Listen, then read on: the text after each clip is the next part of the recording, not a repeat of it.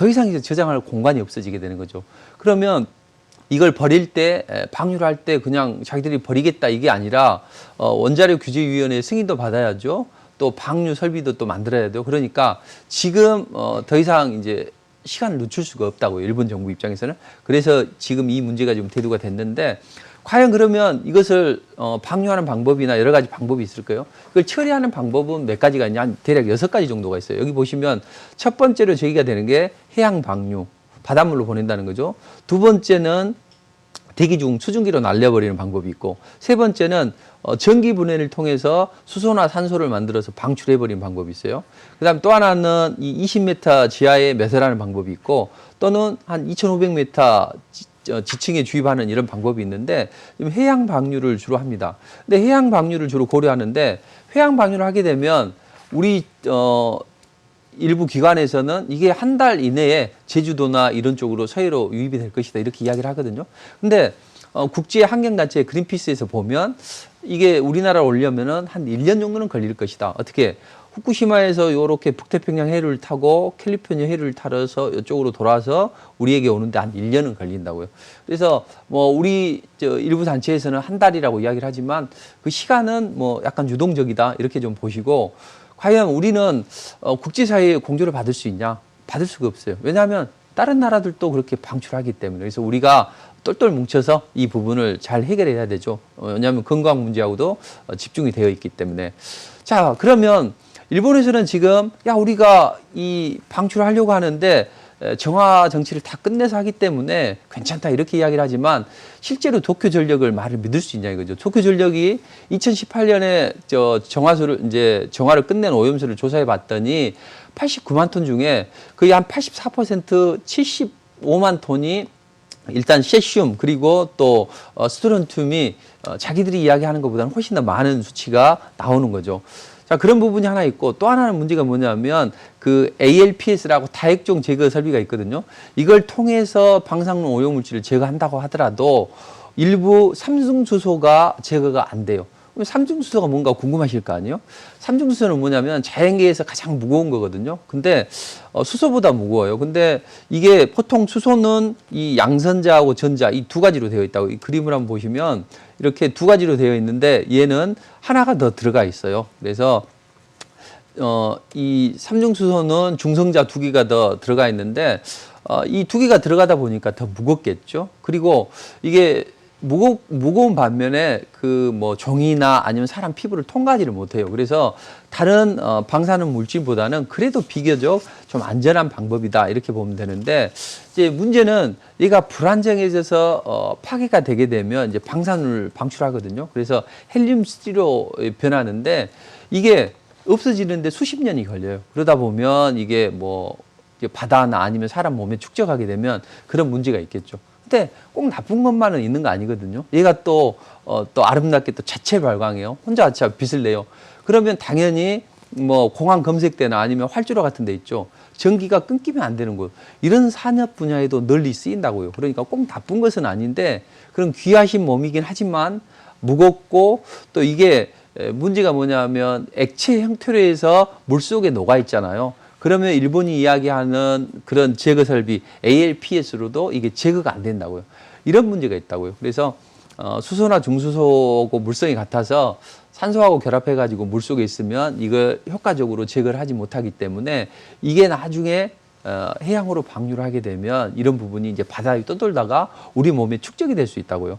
그러면 우리 몸에 축적이 되면 안 좋냐? 꼭 그것만은 아니거든요. 이게 땀이나 뭐 이런 소변으로 배출이 돼요. 한 2주 만에. 그래서 피부도 뚫지 못하고 해서 크게 문제는 없다. 그리고 이게 뭐 대기 중에도 있거든요. 그래서 우주선에서 뭐 이 한 200g 정도는 항상 생성이 되고, 대기나 뭐 바닷물 이런 쪽에서 3.5kg 정도로 있어요. 근데 지금 후쿠시마 원전에서 문제가 되는 것은 3g 정도거든요. 그러니까 아주 적다고 보시면 돼요. 그리고 매일 150톤씩 뭐 오염수가 빗물이나 이런 게 유입이 돼서 많이 희석이 됐을 거라는 이야기예요. 생각보다는 삼중수소에 대해서 너무 걱정은 안 하셔도 되지만, 문제는 우리가 장기적으로 뭘 섭취를 하게 되면 이제 이 부분이 체내에 축적이 되고, 그러면 얘가 정상 수소를 밀어낸다고요. 그래서 베타선이 방사를 돼가지고 이제 헬륨으로 변하거든요.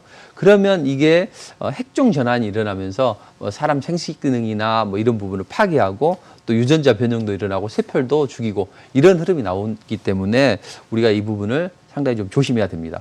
근데 제가 이제 오늘 어제 새벽에 한 2시까지 이 원자력을 준비를 했었는데 네. 이미 준비를 했기 때문에 멈출 수가 없어서 이제 준비를 해서 했는데 좀 경제 시간이긴 하지만 경제 방송이긴 하지만 다들 원자력 발전이 어떻게 좀 형성이 되는지 궁금하실 것 같아서 제가 간단하게 하나 말씀드리도록 할게요.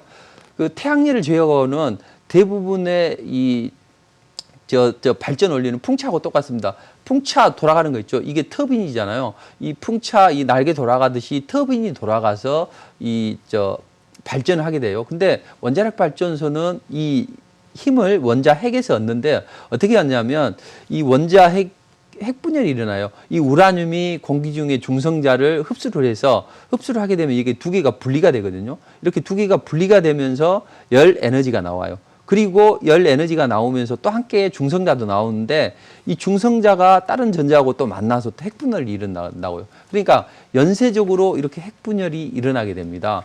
그러면 연쇄적으로 이렇게 핵분열이 일어나면 이제 이렇게 보시면 이게 원자로 내부거든요. 여기에서 핵분열이 일어나죠. 그렇게 되면 여기에서 이제 물이 끓을 거 아니에요? 이런 물이 끓게 되면 이게 물이 끓으면 우리가 그 주전자에 물 끓이면 증기가 발생하죠. 그것처럼 이 핵분열이 일어나서 물을 데우고 이 물이 이제 증기로 발생하는 거죠. 이 증기가 이 터빈을 돌리게 됩니다. 이 터빈을 돌리게 되면 이 터빈과 연결되어 있는 이 발전기 있죠. 여기에서 발전이 되게 돼요. 어떤 식으로 발전이 되게 되냐면 여기에 코일이 감겨 있죠. 자, 이 터빈 축에 연결된 전자기 코일이 이 발전기 내부에 여기 자기장이 흐르거든요.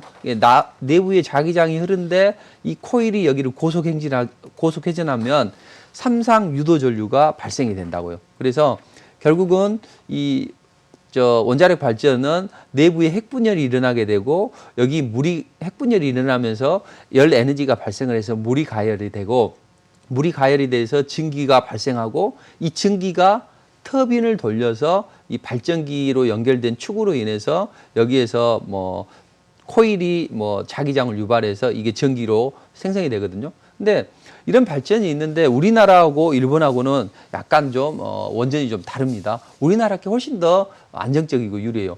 일본은 비등경수로라고 하고 우리는 가학경수로를 이용하는데 수증기를 어디서 만드느냐 그 차이거든요. 일본은 요 바깥에서 안에서 만든다고요. 그러니까 수증기 반 물반이에요. 근데 우리나라는 이 열을 가압을 해서 열을 만들어서 이 부분을 밖에서 이 증기를 발생시킨다고요.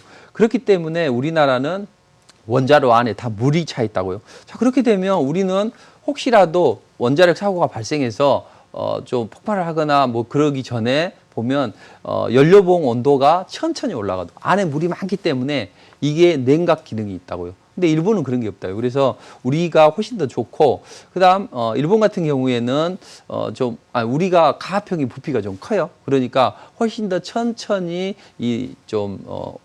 열이 올라가는 것을 할 수 있는 거죠. 그래서 방지를 좀 한다는 거죠.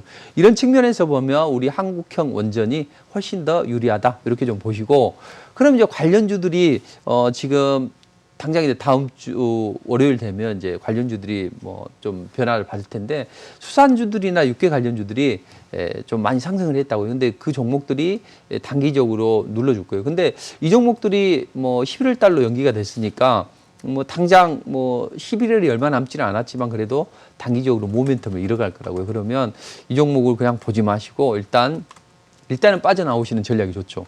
다만 우리가 이제 앞으로 소부장이나 애국 관련주를 잘 볼 필요가 있는데 한일 관계 새 내관으로 지금 떠오르고 있어요. 분명히 우리에서는 좀 이게 한 달 만에 우리한테 올 수 있다. 그리고 국민들이 일본 수산물 수입 금지하는 거 좀 확대를 해달라. 이렇게 이야기를 할 것이고 일본에서는 너희들 왜 그렇게 규제하냐. 지금 당장 그 목소리가 나오고 있잖아요. 그러니까 한일 관계가 좀 삐걱거릴 수가 있습니다. 그래서 한일 관계가 좀 삐걱거리게 되면 이제 우리 국민들은 또 똘똘 뭉치겠죠. 그래서 애국 관련주들이 한번 움직임이 나올 수 있겠고 그러면 일본에서는 또 규제를 또 심하게 하겠죠. 아, 그래? 그러면 한번 해서 또 강하게 또 우리에게 또 규제를 좀 할 것이고, 그럼 우리 정부는 어때요?